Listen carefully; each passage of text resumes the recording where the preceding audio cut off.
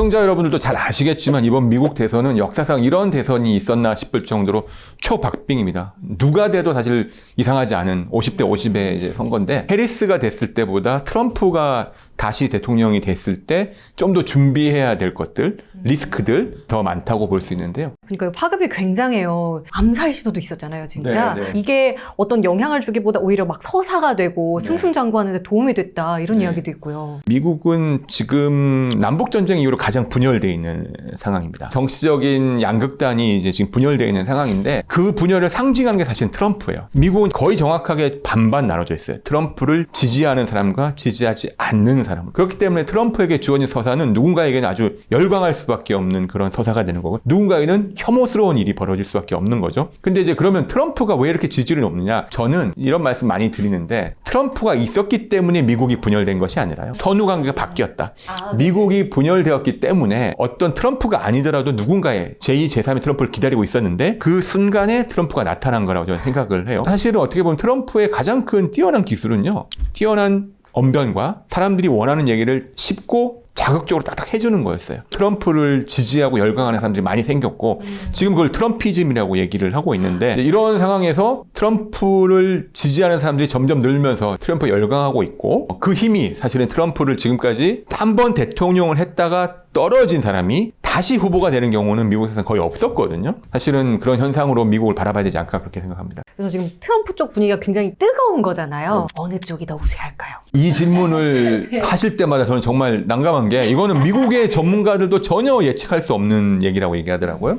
그런데 제가 이제 이런 얘기를 하면은 언론이라든지 다른 전문가들 좀 다른 얘기를 하는 게 하나 있는데 오늘 투표를 한다면 굳이 따지자면 해리스가 당선될 확률이 50.1, 트럼프가 당선될 확률이 49.5다라고 보는데 그 이유는 제가 매일매일 저도 외신을 뒤져보고 여론조사 결과들을 보고 있는데 전국적인 지지율은 한 해리스 후보가 한 1% 정도 이기더라고요. 미국의 선거 제도는 우리랑 다릅니다. 미국은 선거인단이 있거든요. 그렇기 때문에 그러니까 이기더라도 주별로 선거인단 투표에서 지면은 지는 거예요. 결국은 7개 정도 되는 경합주의 선거 표심이 중요한데 지금 보면은 한 4개 정도 주에서는 해리스가 앞서고 있고 3개 주 정도 트럼프가 앞서고 있어요. 이대로 되면은 해리스가 승산이 좀 있다. 근데 이제 많은 분들이 2016년과 2020년 여론조사 결과를 보면은 여론조사 때 잡히지 않았던 샤이 트럼프가 많았다. 그렇기 때문에 지금의 여론조사는 트럼프의 지지율을 과소평가했다라는 얘기를 하거든요. 근데 저는 거기서 약간 생각이 달라요. 2016년과 20년에는 분명히 샤이 트럼프가 있었습니다. 그런데 그 샤이 트럼프가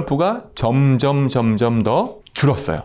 그걸 보여주는 선거가 2022년 중간선거입니다. 예전에는 트럼프를 지지한다라고 얘기하는 게 약간 부끄러운 일이었어요. 근데 그런 게 점점 더 없어진 겁니다. 내가 트럼프를 지지한다는 얘기를 하는 게 오히려 더 자랑스럽고 당당하고 주변에 그런 사람들이 많기 때문에. 근데 해리스가 우세하다고 보시는 건 그 여론조사 결과. 왜냐하면 2022년에 중간선거를 맞아서 이렇게 계속 여론조사에 실패하니까 미국의 여론조사 기관들이 보정을 많이 했어요. 그래서 샤이 트럼프를 더 잡아내기 위해서 보정값들을 주고 공식에 넣으면서 트럼프의 보정이 제대로 이루어졌다는 말이 많았고 심지어는 이 당시에 모든 언론이나 여론조사 기관에서 레드 웨이브 해서 공화당이 다 이길 것이다 얘기했어요. 근데 펜실베이니아 주지사는 민주당이 됐고요. 조지아주 상원의원도 민주당이 아주 가까스로 됐어요. 그 말은 무슨 얘기냐면은 여론조사 보정을 했더니 샤이 트럼프, 샤이 바이든이 많이 줄고 오히려 샤이 트럼프가 조금 과다하게 표집된 게 아니냐라는 문제제기가 나왔고 실제로 지금 아마 그런 문제제기를 하는 사람들이 있어요. 지금의 여론조사 결과가 상당히 믿을만 할 수 있다. 그리고 보정이 이루어졌다. 그렇기 때문에 저는 지금의 여론조사 결과대로라면 해리스가 유리한데 트럼프의 추격세가 아주 대단해요. 제가 말씀드렸던 여론조사 결과를 보더라도 불과 한 2, 3주 전에 비해서 트럼프의 지지율이 막 쫓아오고 있어요. 지금 앞으로 미국 대선이 이 방송 시점으로 아마 좀 남았을 텐데 그 사이에 트럼프가 정말 골든크로스 역전할 수 있을지는 지켜봐야 되겠죠. 이 지지율이 쫓아오는 이유가 어떤 것들이 있을까요? 왜 점점 그렇게? 제가 보기에는 트럼프와 해리스는 정반대의 사람들이에요.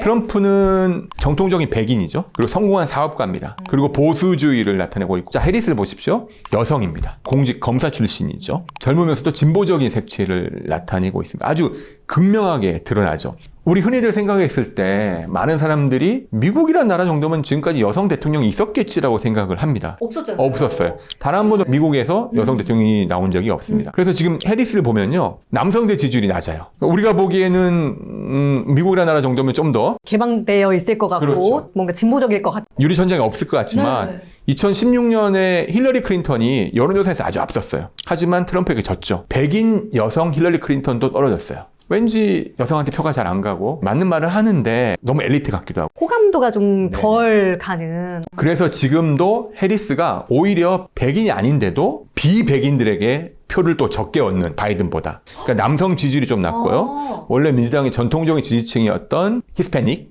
흑인 남성들한테 지지율이 좀 낮다라는 약점을 갖고 있습니다. 그건 또 되게 놀라운 부분이에요. 그래서 이런 것들이 사실은 민주당의 전통적인 지지층을 복원하지 못하면은 해리스가 남은 기간 동안 어떻게 하느냐에 따라서 트럼프에게 역전을 당할 가능성도 적지 않다. 그래서 제가 아까 말씀드린 대로 누가 돼도 이상하지 않지만 여론조사 결과를 봤을 때는 그리고 그게 어느 정도 예전보다는 저는 보정이 많이 됐기 때문에 아직까지는 해리스가 좀 유리하다라고 그렇게 보고 있는데 남은 그냥 지켜봐야 되겠죠. 지금 트럼프가 대통령이 됐을 때는 우리나라에 미칠 영향이 이러저러하다라고 이미 말씀을 해주셨잖아요. 뭐 방위비라든지 좀 미국 국내에 집중하는 정책을 펼 거니까 반대로 해리스라면 어떨까요? 이번 대선은 제가 그 전에 한번 좀 말씀드리고 싶었던 것 중에 하나가 뭐냐면 이번 대선은 정체성 전쟁입니다. 단순히 대통령을 뽑는 선거야가 아니라 미국의 정체성을 결정하는 선거라고 저는 생각을 해요. 이제 미국의 이제 문화 전쟁이라는 이제 개념이 있어요. 전통주의자와 진보주의자들이 대결하는 건데 저는 이걸 넘어섰다라고 생각하거든요. 이 선거 구호를 봐도 큰 차이가 있습니다. 일단 민주당 해리스 후보 같은 경우에는 We are not going back. 우리는 그때로 돌아가지 않겠어. 그때가 언제냐? 트럼프 때인 거예요. 트럼프 1기 때로 돌아가지 않겠다는 거고요. 반면에 트럼프 후보는 미국을 다시 위대하게 만들겠다는 거예요. 아까 제가 말씀드렸다시피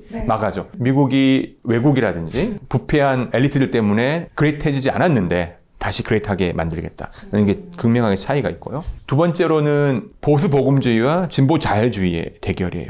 보수 복음주의는 트럼프겠죠. 대표적인 개념이 이제 낙태라든지 동성애 같은 거를 바라볼 때 트럼프는 그거를 반대하는 입장인 거고요. 해리스 같은 경우에는 좀 더 진보적으로 안아주자. 트럼프와 해리스의 가치관이 충돌하는 전쟁이 이번 선거고 그래서 저는 이제 정체성 전쟁이라고 규정을 짓고 싶은데 말씀드린 대로 트럼프가 되면 많은 게 바뀌겠죠. 하지만 해리스가 됐을 경우에 저는 오히려 지금 바이든 행정부와 비교했을 때는 크게 달라지기 힘들다. 카멜라 해리스 자체가 바이든 행정부의 부통령으로 재직을 했기 때문에 정책이라든지 그런 노선을 바꿀 게 없습니다. 그걸 계승하겠죠. 또 하나 이유는 해리스가 별로 준비를 못했어요. 본인의 정책을 준비할 시간이라든지 그 다음에 본인의 정책을 공약으로 내세울 수 있는 시간적 준비를 못했습니다. 2달 전에 갑자기 후보가 됐기 때문에 아마 초기에는 바이든 행정부의 그것을 그대로 계승하면서 오히려 초기가 지나야지 본인의 색깔을 드러낼 수 있을 것이다 라고 생각하기 때문에 한국의 입장이나 세계의 입장이 봤을 때는 해리스가 됐을 경우에는 큰 변화는 없을 것이다. 그리고 특히 초기에는 바이든 행정부의 그것을 계승할 것이다 볼 수 있고요. 트럼프는 완전 바뀌겠죠. 한국은 도대체 미국에게 어떤 존재이길래 저희가 이렇게 큰 영향을 받고 계속 이렇게 주의 깊게 살펴봐야 하고 하는 걸까요? 사실은 미국은 지리적으로는 가장 멀리 있는 나라예요. 하지만 가장 가까워질 수밖에 없는 나라. 아시다시피 한국의 안보나 외교 정책이 상당수 우리 역사상 미국에 의해서 컨트롤되어 왔고 미국의 영향을 받을 수 없는 입장에 있었고요. 경제적으로도 보면은 우리나라처럼 대외 의존도가 높은 나라는 무역이 아주 중요합니다. 세계 무역과 세계 경제를 이끌어가는 거는 당연히 미국이죠. 세계 화폐가 뭡니까? 달러죠. 그만큼 전 세계의 이 헤게모니를 쥐고 있는 나라가 미국이잖아요. 미국이 2차 대전 이후로 달러로 전 세계의 화폐를 결제를 그걸로서 할 수 있는 경제체제를 만들었고 전 세계의 미군을 파견해서 군사적으로도 컨트롤을 했습니다. 한국은 당연히 그런 나라의 영향을 많이 받을 수밖에 없고요. 그렇기 때문에 더 영향이 많다. 좀 더 구체적으로 설명을 드리면은 우리가 대외 의존도가 많잖아요. 트럼프가 대통령이 됐을 때 해리스가 됐을 때 변화할 수 있는 가장 큰 게 일단 대북 정책도 많이 변합니다. 일단 해리스가 대통령이 됐을 경우에는 지금의 바이든 행정부와 비슷한 대북 정책을 이어받을 거예요. 그 말은 곧 원칙적으로 대응을 할 겁니다. 원칙이라고 말을 하지만 사실은 어떻게 보면은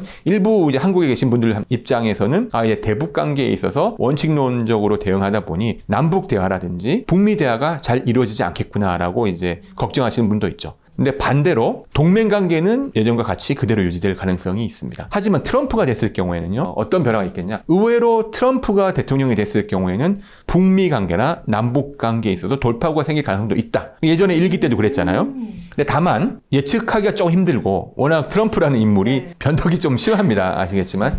그래서 그런 부분에 있어서는 변동의 여지가 있고 기대할 부분과 동전의 양면같이 좀 우려할 부분이 같이 있다라고 생각을 하고요. 우리나라 같은 경우에 최근에 바이든 행정부 때 많은 우리나라 기업들이 미국에 현재 투자를 했죠. 인플레이션 단축법에 따라서 전기차 공장이라든지 배터리 공장 같은 데가 많이 실제로 투자를 했어요. 그런데 트럼프가 당선될 경우에는 트럼프가 그 전기차 의무 조항을 폐지하고 보조금을 폐지한다고 얘기하잖아요. 그래서 그리고 신재생 에너지에 대한 비우호적이에요. 그렇기 때문에 한국의 기업들 입장에서는 트럼프가 됐을 경우에는 기존에 투자했던 것들이 조금 어려움을 겪을 수 있다. 라고 생각을 하고요. 반대로 이제 뭐 석유화학이라든지 원전 같은 사업은 또 수혜를 받을 수 있겠지만요. 또 하나가 이제 세금 문제인데요. 트럼프와 해리스의 가장 큰 차이점 중에 하나가 세금 문제입니다. 일단 대외 경제로 봤을 때는요. 트럼프는 관세, 테리프 얘기를 많이 하죠. 관세 얘기를 많이 합니다. 실제로 트럼프가 1기 행정부 때 중국에게 50% 정도의 관세를 물렸거든요. 근데 지금은 공공연하게 말하는 게 100%, 200%를 물리겠다고 얘기하죠. 세계에 지금까지 존재했던 공급망 질서가 흔들어지는 거가 될 겁니다. 그럼 이제 한국 같은 경우에도 우리가 대외 무역 의존도가 높고 수출을 많이 하는 나라인데 과연 한국에게도 관세를 그러면은 얼마나 매길 것인가가 되겠죠. 관세가 오르면서 미국의 인플레이션이 움직일 수 있습니다. 관세를 많이 물리니까 수입품들의 가격이 오르겠죠. 그러면 미국의 물가가 오를 수 있어요. 그랬을 경우에 우리나라가 수출하는, 우리나라가 진출해 있는 기업들이 어떤 영향을 끼칠까? 상당히 큰 영향을 끼칠 수 있겠죠. 그래서 뭐 제가 드리는 말씀은 미국의 대통령이 누가 되느냐에 따라서 우리나라도 큰 영향을 끼칠 수 있다. 안보, 경제, 대외 수출, 이런 외교 정책까지 큰 영향을 끼칠 수 있기 때문에 한국 분들이 외국의 대통령 한 명 뽑는 건가? 라고 볼 게 아니라 이번 대선은 어떻게 보면은 야, 우리나라도 큰 영향을 끼칠 수 있겠구나. 그리고 전 세계에도 큰 영향을 끼칠 수 있겠구나 생각하고 좀 주의 깊게 지켜봐야 되지 않나라고 저는 생각을 하고 있습니다. 트럼프나 해리스가 당선이 되면은 개인에게 또 어떤 영향이 가는지가 좀 궁금한 것 같아요. 일단 경제적인 관점으로 봤을 때는요. 우리가 투자 포트폴리오가 바뀔 수 있어요. 사실은 첫 번째로 이제 말씀을 드리는 게 Inflation Reduction Act입니다. 근데 우리가 생각하기에는 IRA가 Inflation Reduction Act인데 뭐 그게 왜 관계가 있지?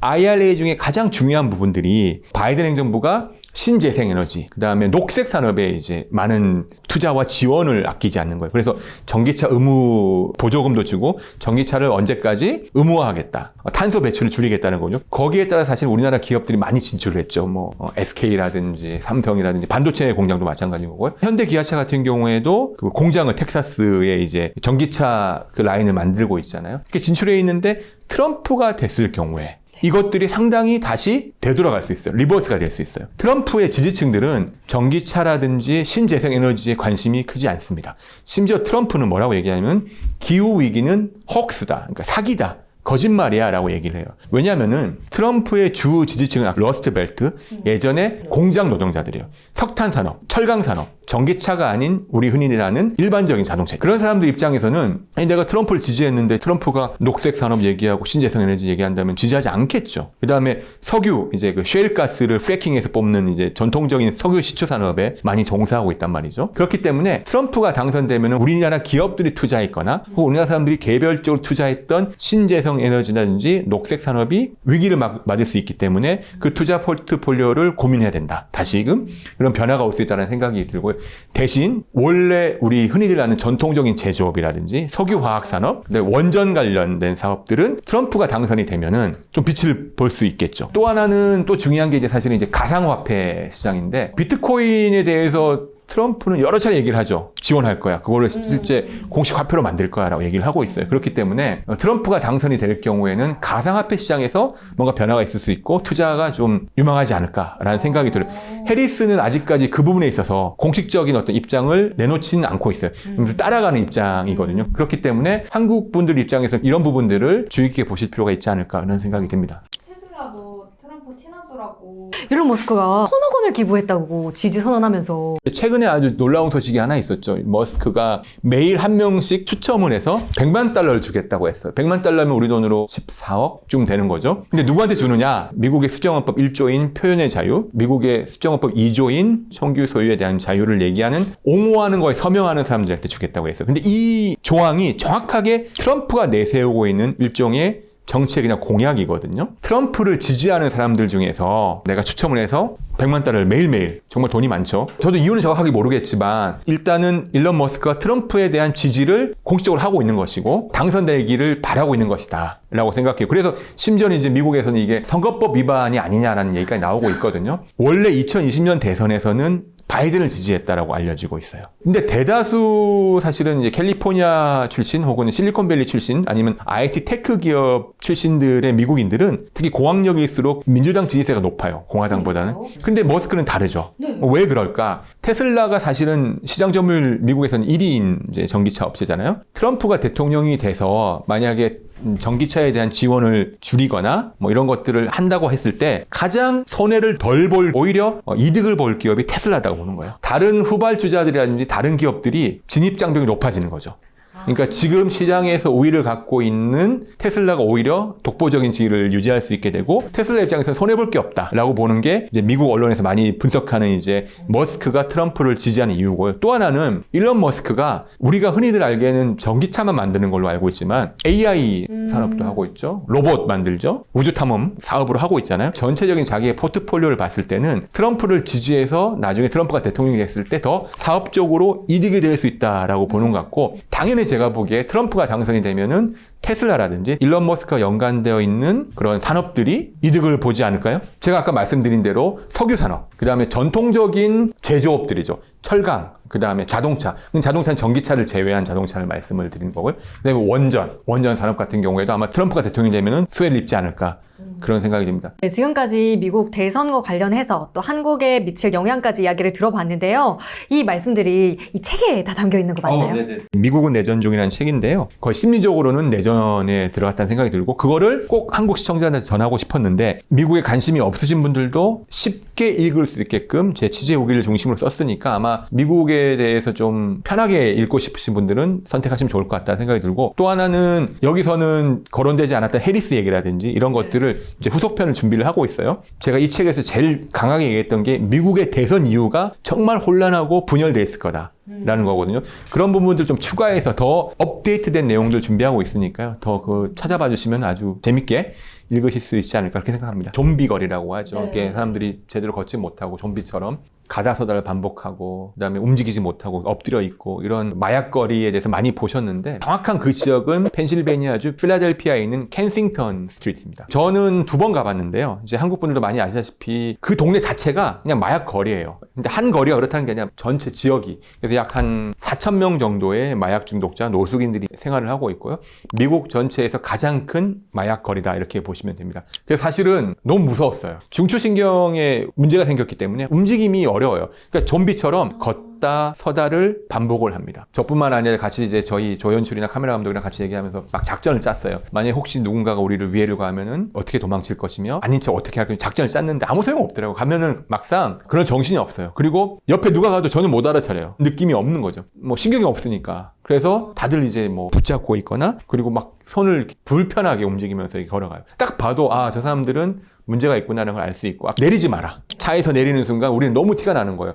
뭐 아시아인들이고 또 카메라를 뭐 들고 있지 않아도 너무 티가 나는 거니까 조심해라 그래서 정말 조심스럽게 지시를 했어요. 근데 정말 무서운 게 곳곳에서 이렇게 주사기로 마약을 좀비처럼 보이는 그게 막상 보면 너무 충격적이에요. 그 모습이. 그래서 카메라 찍으면서 갔는데 근데 가다 보니까 멀쩡한 사람들 아주 신체 건장한 남자들이 보이더라고요.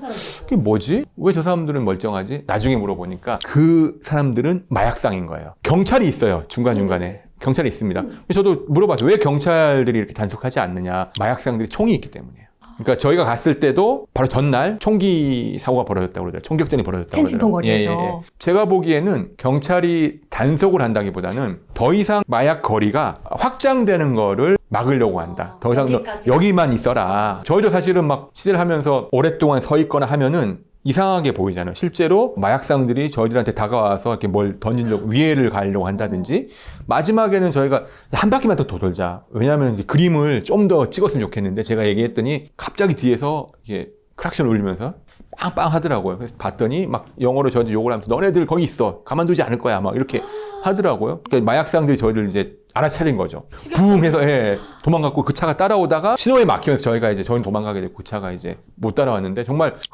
신명 감수했다. 그러고 나서 이제 따돌렸다 생각을 하고 그쪽에 있는 스타벅스를 들어갔어요. 화장실에 주사기를 버리는 통이 있더라고요. 쓰고 난 주사기를 잘 버려라는 거죠. 그만큼 이제 만연되어 있는 건데 문제는 이런 마약거리가 미국 전역으로 흩어지고 이제 점점 더 생겨나고 있다는 거고요. 최근에 마약이 문제되고 있는 거는 이제 펜타닐이라는 마약이 있습니다. 아마 잘 모르실 텐데 펜타닐은 뭐냐면요. 원래는 말기암 환자가 거의 죽음을 앞두고 너무 힘드니까 이제 그걸 쓰게 했던 이제 펜타닐인데 미국에서 아주 만연되어 있는 마약이에요. 왜 이렇게 펜타닐이 유행하게 됐느냐? 예전에 마약하면 저희가 뭐 마리화나다, 뭐 코카인이다 이렇게 알고 있었죠. 근데 이건 비쌉니다. 그리고 재배를 해야 되거나 화학적으로 만들어야 되는데 이 펜타닐은 알약이에요. 그러니까 인도나 중국 같은 데서 쉽게 찍어내면 되는 거예요. 탁탁탁 찍어내면 약이 나오는 거죠. 약이 만들어지는데 싸겠죠. 처방전이 있어야 되는 거지만 아무튼 약으로 나오는 이제 알약인 거고 그 알약을 또 쪼개서 다른 마약하고 섞기도 하고 한국 같은 경우도 지금 문제가 되는 게 펜타닐 패치, 진통제 그게 이제 마약으로 좀 이용되고 있거든요. 싸고 쉽게 많이 유통이 되면서 지금 미국 사회에 상당한 이제 문제가 되고 있다는 거고요. 두 번째로 지금 또 펜타닐 말고 더 심각해진 게 자일라진이에요. 동물에게 쓰던 마취제였어요.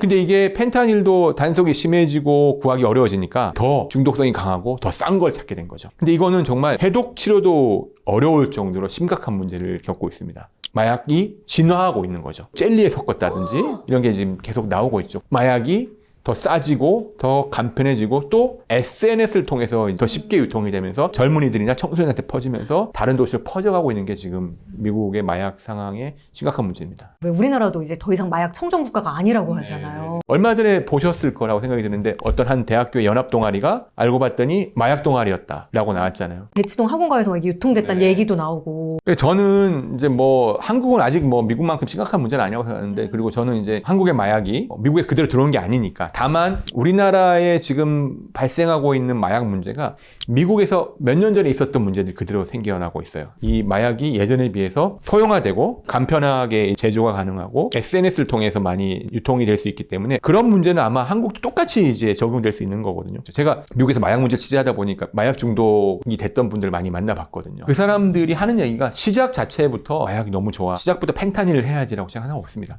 처음 시작은 어릴 때 호기심에 친구들하고 그게 이제 점점 욕심이 커지면서 중독성이 더 강한 걸, 환각성도 더 높은 걸 찾게 되는 그 과정들을 다 겪고 있더라고요. 시작부터 끊어야 돼요. 한국도 그런 일이 벌어지지 않도록 잘 준비해야 되지 않을까. 제가 이 문제를 꼭 한번 말씀드리고 싶었는데 미국이 왜 이렇게 마약 문제가 심각하냐 했을 때 그래서 제가 이제 그 뉴욕의 마약 문제 특별검사를 인터뷰를 했었거든요. 그 특별검사한테 미국은 왜 이렇게 마약이 심각합니까? 했을 때 들었던 대답이 너무 의외였어요. 의료보험을 얘기하더라고요. 미국은 다 아시다시피 우리나라처럼 일반적인 공적 보험이 아니라 사보험이잖아요. 개인이 들어야 돼요. 가격이 천차만별입니다. 미국에서 웬만큼 의료 복지를 누리려면은 1인당 한 $500 정도는 한 달에 내야 돼요. 너무 부담스러운 거예요. 그래서 미국에는 의료보험을 가입하지 않은 사람들이 많습니다, 실제로. 근데 이제 코로나19 팬데믹 이후에 이 마약 문제가 왜 더 심각해졌냐면은 팬데믹 시절에 뭐 정신적인 어려움들이라든지 우울증이라든지 이런 것들 겪는 사람이 늘었어요. 근데 의료보험이 없으니까 병원에 못 가는 거예요. 그럼 어떻게 됩니까? SNS 쳐보니까 바로바로 진통제라든지 마약 성분이 들어가 있는 것들을 구할 수 있게 된 거예요. 심지어는 청소년들까지. 그래서 그 미국이 갖고 있는 어쩌면 의료보험의 모순이 또 이런 걸 키우고 있는데 한국은 이제 그 정도의 모순을 갖고 있지 않으니까 그나마 다행이라고 생각하고 다만 SNS를 통한 유통이 상당히 많이 만연돼 있어요, 미국도. 그러니까 한국도 사실은 SNS가 워낙 발달돼 있기 때문에 그런 부분에 있어서는 저희도 좀 조심하고 준비를 잘 해야 되지 않을까, 대비를 잘 해야 되지 않을까 그렇게 생각합니다. 미국은 마약도 유명하지만 사실 총기도 엄청 유명하잖아요. 네네. 이번에 트럼프도 총에 맞았고 오늘 기사 뜬 게 일론 머스크도 자기도 총 맞을까 봐 너무 불안하다 이런 얘기를 했더라고요. 네. 근데 이 총기 사고를 왜 미국이 규제하지 않는지 그런 게 좀 궁금하고. 이것도 참 해묵은 문제예요.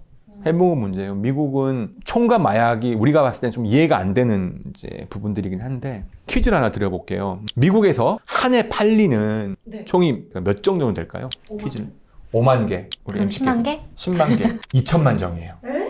1년에. 물론 이제 그 총은 미국에서 소비가 되겠지만 또 밀수를 통해서 중남미로 가기도 하는데 한 해에 2천만 정 이상의 총이 팔려요. 그만큼 미국이라는 나라에서 총은 우리가 생각할 수 없을 정도의 심각한 문제다.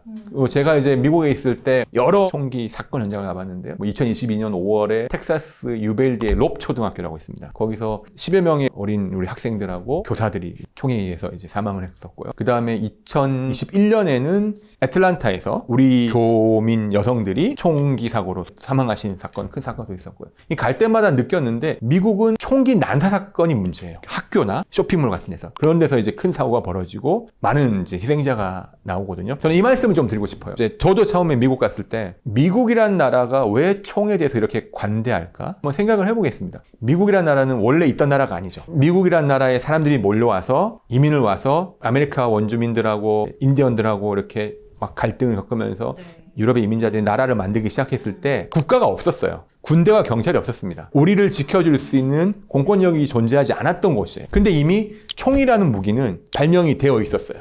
근데 딱 처음에 왔더니 야생동물들도 있죠. 가정이나 어떤 커뮤니티에서 자신들을 지킬 수 있는 수단은 총밖에 없었던 거예요. 그러니까 제가 총기를 옹호하는 게 아니라 미국의 역사를 봤을 때는 공권력이 없는 상황에서 자신들을 지킬 수 있는 거는 총밖에 없었다. 그래서 총을 가지게 된 겁니다. 프론티어라고 그러죠. 미국의 프론티어는 결국 총기 문화와 같이 합니다. 그래서 보면 서부 개척 시대에 총을 가지고 결투를 벌인다든지 그런 게 많이 나오죠. 미국 사람들한테는 총이 우리가 생각하는 만큼 나쁜 게 아니다. 미국이라는 것의 국가 정신이다. 국가를 만들게 됐던 하나의 수단이었다고 보는 정서가 분명히 존재하고 있고요. 수정헌법 제2조가 뭔지 아세요? 모든 국민은 총기를 소유할 권리를 가진답니다. 헌법에 보장이 돼 있는 거예요. 우리가 생각하기에 총을 다 없애야 되는 거 아니야라고 하는 거는 미국의 헌법적인 권리를 침해하는 게 되는 겁니다. 그리고 또 하나는 왜 미국이 이렇게 총기를 관련해서 계속 갈등이 빚어지냐? 총기를 두고도 완전히 분열되어 있어요. 총기를 옹호하고 총에 대한 소유를 허용하자고 하는 측. 근데 이거는 정치적으로 보면은 트럼프를 지지하는 사람들입니다. 총기를 규제하자. 하다못해 최소한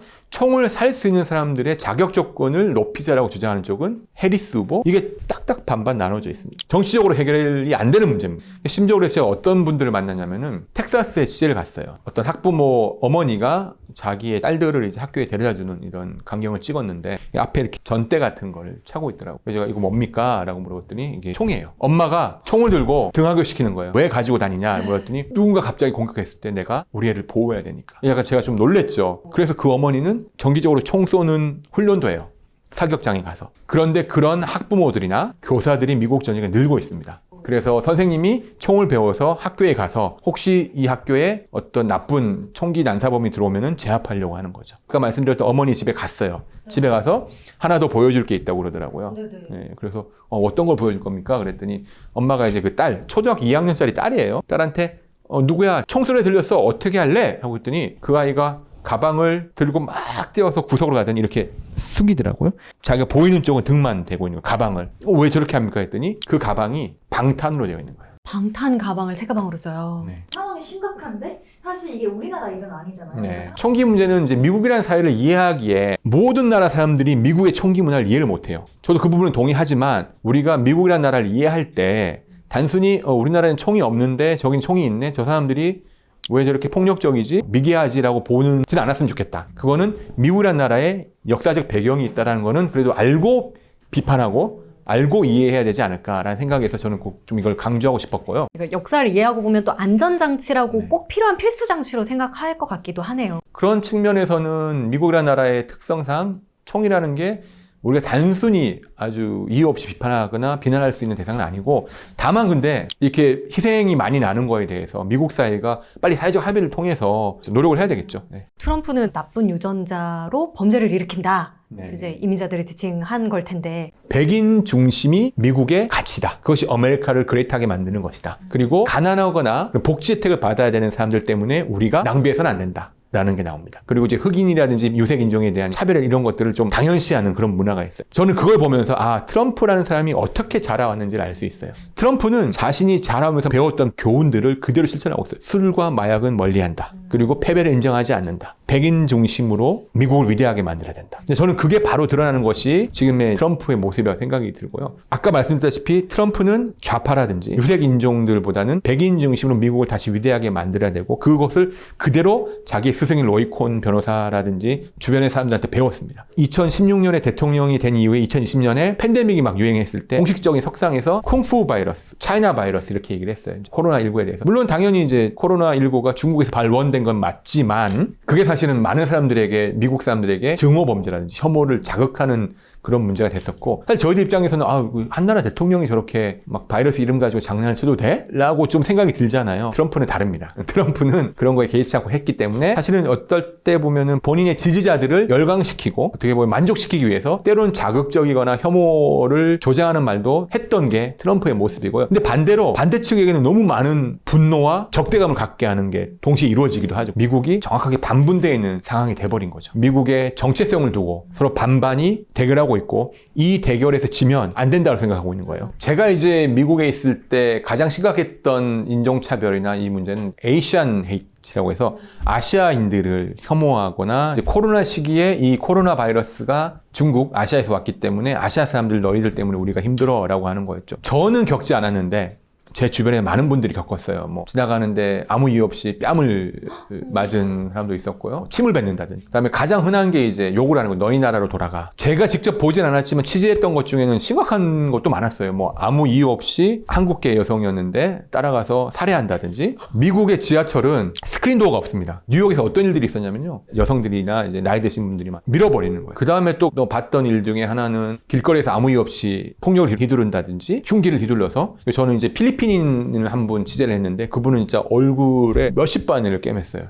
그냥 출근 중에 아시아인이라는 이유로 욕설을 들으면서 이렇게 공격을 받았거든요. 그래서 제 주변에 있는 한국계 여성분들 같은 경우에는 이제 페퍼 스프레이를 사서 이제 가지고 다니는 많을 정도로 했는데 미국은 멜팅팟이라고 그랬잖아요. 정말 전 세계에서 몰려온 이민자들을 통해서 그 힘과 그 창의성을 통해서 발전하는 곳이지만 동시에 그런 사람들과 이민자들끼리의 갈등과 혐오가 계속되어 왔던 역사를 갖고 있습니다. 근데 진짜 이민자의 나라라고 볼 수도 있는 미국에서 인종차별이 가장 막 이슈가 많이 되고 있잖아요. 해법을 생각을 해봐야 할 텐데 어떤 방법들이 있을까요? 미국은 그들이 인정하든 인정하지 않든 인종차별과 어떤 갈등을 통해서 계속 만들어진 문화를 갖고 있는 나라예요. 제가 예를 하나 들면은 우리 미국 하면 제일 먼저 떠오르는 이제 식당 예절이 뭐가 있나요? 팁이죠. 팁 문화가 인종차별에서 시작된 거예요. 미국에 최초의 백인들이 있을 때 흑인들이 주로 노예로 집안일을 해주고 노예 일을 하고 또 뭐 시종도 하고 했잖아요. 식당 가면 다 서빙도 하고 그랬을 때 워낙 흑인들의 삶이 열악했습니다. 월급도 적고 백인 부자들이 자신들의 지위를 보여주고 본인의 자비로움을 보여주는 수단이 팁이었어요. 유럽보다 미국이 훨씬 더 팁 문화가 발달돼 있어요. 근데 지금 그게 전통이 남은 거죠. 인종차별에 시작된 문화가 남은 게 팁입니다. 그래서 유럽이나 다른 나라 같은 경우에는 팁이 별로 없죠. 미국이 겪고 있는 이민자의 문제가 결국 우리가 또 겪게 될 문제예요. 지금 흔히들 다 얘기하죠. 저출생이 심각하고 일할 사람이 없다라고 얘기를 하잖아요. 그랬을 때 다 나오는 게 뭡니까? 이민을 받아야 된다고 얘기하죠. 미국은 원래 이민자의 나라였어요. 이민자의 나라임에도 불구하고 많은 사회적 갈등이 있고 서로 간의 증오와 혐오가 존재하고 있습니다. 200년, 300년 된 전통을 갖고 있죠. 근데 우리는 과연 받아들일 준비가 됐을까? 경제적으로는 받아들여야 하지만 문화적으로, 사회적으로 그게 준비가 돼 있나요? 저는 그렇다고 생각하지 않아요. 오히려 그렇게 받아들였을 경우에는 미국보다 훨씬 더 심각한 사회적 갈등이나 충돌이 벌어질 수 있기 때문에 저는 미국에서 벌어지는 이민자 문제를 남의 문제로 볼 것이 아니라 결국 미국도 이민자를 지금 많이 받는 이유는 경제적인 이유거든요. 미국에서 이민자를 받지 않으면 미국에서 가장 인건비가 낮은 일을 할 사람이 없어요. 지금 우리가 미국을 떠올렸을 때 미국에서 가장 월급이 싸고 험한 일들을 누가 하냐 하면은 영어도 잘 못하는 중남미계 이민자들이 합니다. 심지어 한식당을 가도 주방에는 다 스페인어를 쓰는 중남미계 이민자들이 주로 주방 일을 해요. 물론 뭐 셰프는 따로 있겠지만 중산층을 이루고 있는 이제 미국의 계층이 있고요. 가장 어렵고 힘들고 돈이 안 되는 일들은 중남미계 이민자들이라고요. 반대로 가장 혁신적이고 가장 보수가 좋고 그런 일들을 또 누가 하느냐? 아시아계 이민자들이 많이 하고 있어요. 자, 제가 재미난 얘기를 하나 해드릴게요. 구글의 CEO가 누굽니까? 순다르 피차이예요. 인도계 사람이에요. 우리 다 아시는 엔비디아. 젠슨 황은 어느 나라 사람이에요? 대만계죠. 어도비, MS 다 이민자들, 인도계 이민자들이에요. 애플의 원래 CEO 스티브 잡스, 시리아계 이민자의 후손이죠. 미국의 혁신을 이끌고 있고 전 세계 혁신을 이끄는 기업들의 CEO는 미국 태생의 원래 미국인이 아닌 경우가 많습니다. 그리고 아주 힘든 일들을 하는 사람들은 지금 막 이민을 온 영어도 잘 못하는 중남미계 사람들, 미국인들이 이민자들 때문에 발생하는 문제들 많아요. 뭐 치안도 불안해지고 사회 갈등이 생기고.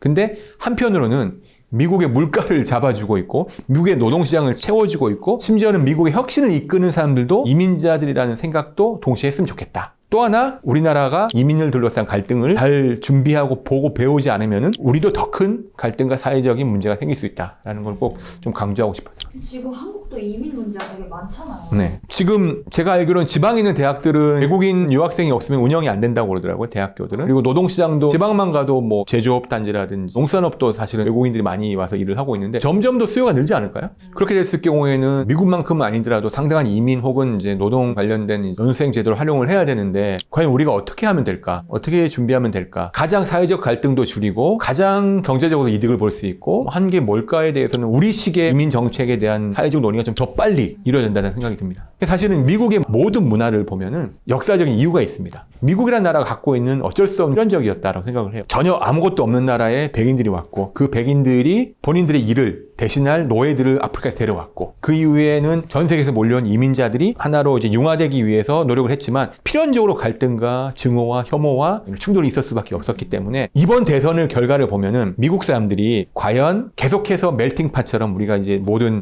전 세계에서 온 이민자들을 받아들이고 선택할지 아니면 우리 이렇게 하니까 너무 힘들어 안 되겠어 갈등도 더 많고 우리가 미국의 원래 건국 때처럼 좀 더 백인 중심으로 그걸 선택할지를 지켜봐야 되겠죠. 그 결정이 제가 보기에는 미국의 정체성 전쟁 중에 하나고 이 미국인의 결정이 보여주는 하나의 리트머스 시험지가 되지 않을까라는 생각이 듭니다. 좀 약간 궁금해졌어요. PD님은 지금 이제 시사 PD를 되게 많이 만드셨어요. 좋은 소리, 안 좋은 소리 되게 많이 들으셨을 것 같은데 그러면서 이렇게 시청자랑 사람들에게 알리시는 이유가 궁금해요. 제가 느꼈던 것들은 시사 프로그램을 만드는 PD들은 모든 사람들에게 똑같은 동일한 효력을 가질 수 있는 메시지를 주기보다는 어떤 누군가에게 이 가장 절실하고 가장 중요한 시기에 이 메시지를 필요한 사람들한테 전달하는 것만으로도 충분히 가치가 있다라고 생각을 하고 미국을 좀 더 저보다 많이 아시는 분들 많죠. 근데 제가 왜 이렇게 미국에 대해서 얘기를 하냐면은 현장을 가봤을 때 느낌은 그래도 제가 갖고 있는 것들이 좀 비교가 있다고 생각해요. 한국인의 시선으로는 제가 제일 가까이서 봤다라는 자신은 있습니다. 그래서 그것들을 우리식으로 그다음에 한국 사람들한테 뭐가 중요한지를 쉽게 풀어서 얘기하는 데에는 제가 어느 정도 역할을 할 수 있겠다고 생각을 하고 있기 때문에 프로그램도 만들었고 지금 이렇게 여러분한테 말씀을 드리는 거고요. 누군가에게 이게 도움이 된다면은 저는 역할을 다 했다 전 생각을 해요.